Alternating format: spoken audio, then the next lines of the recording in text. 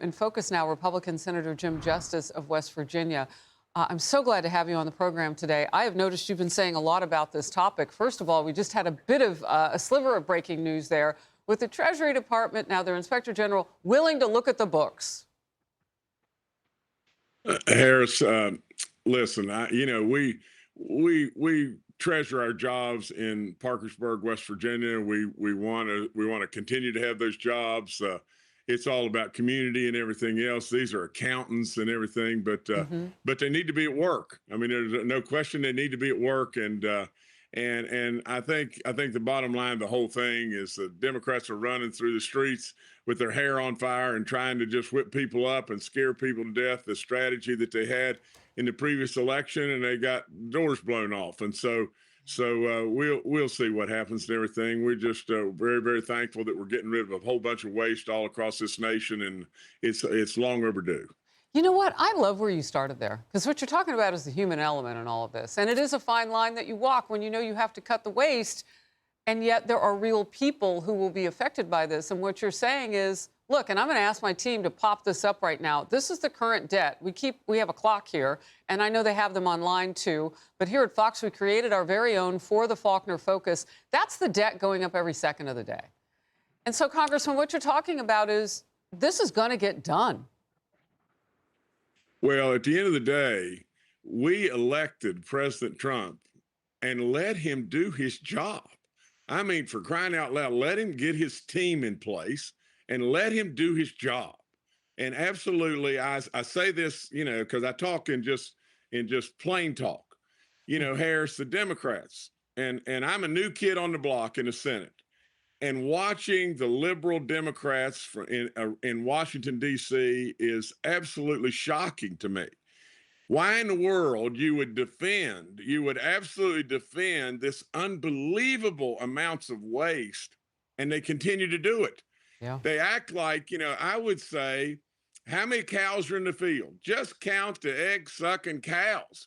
What they want to do is they want to say, no, let's count the legs and divide by 4. And if we do that, maybe Wow. it will confuse it. We'll confuse it so much we won't be able to figure it out.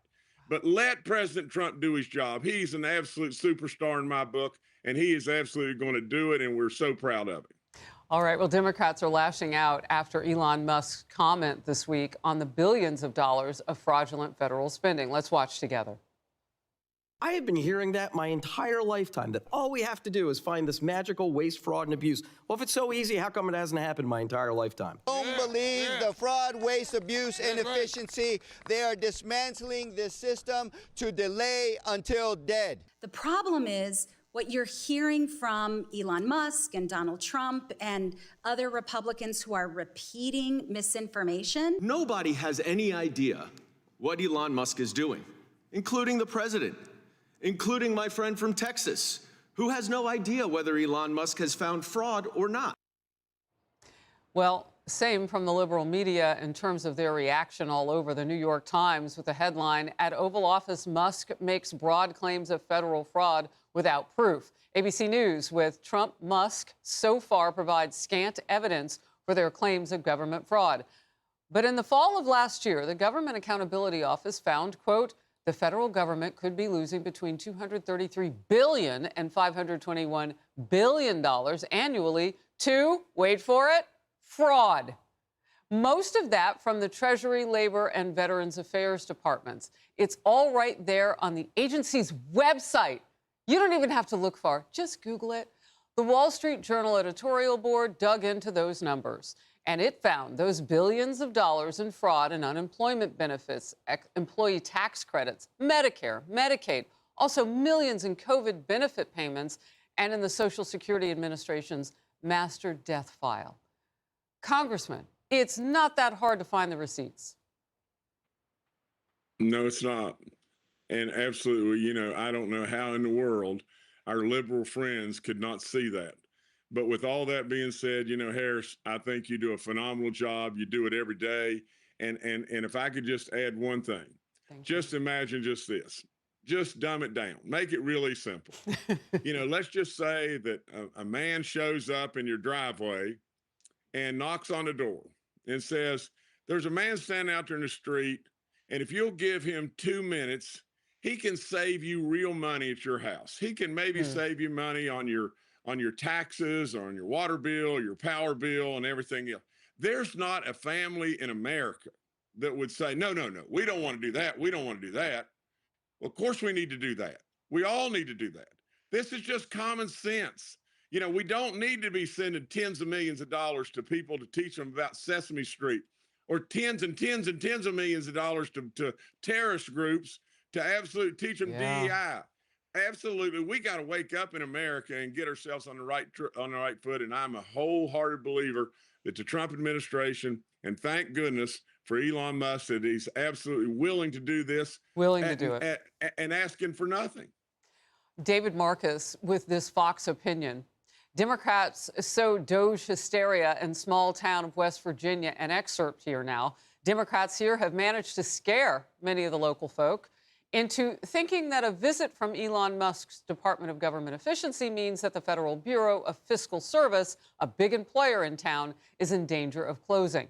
The federal government is not an unmanned rocket ship that we can blow up and learn lessons from. It impacts the daily lives of millions of Americans, and as unacceptable as the Democrats' lies are, the American people could use a little bit more clarity.